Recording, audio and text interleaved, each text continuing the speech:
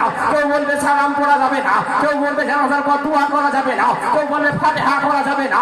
এইভাবে তারা নাজায়েজ ও শিরক ও বিদআতের ফতোয়া দেবে। তো আমার আল্লাহ পাক আল্লাহ তাআলা রব্বুল আলামিন বলতেছে, ও আমার মুস্তাফা, ওয়া রাফানা লাকা যিকরা, তোমার শান ও সম্মানকে আমি আল্লাহ বাড়িয়েছি, তোমার সম্মানকে, তোমার ইজ্জতকে, তোমার মাকামকে, তোমার দরজাকে, তোমার রুতবাকে আমি আল্লাহ বুলন্দ করেছি।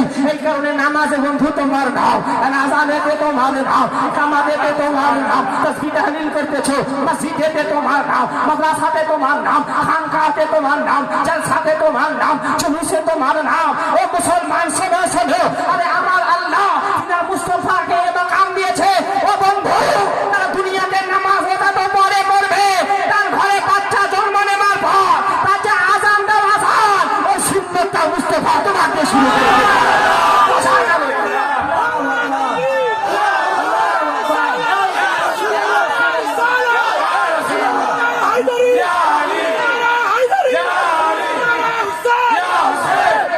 শোনো, কেশপুরে আমার ঘর 30 থেকে 35টার উপরে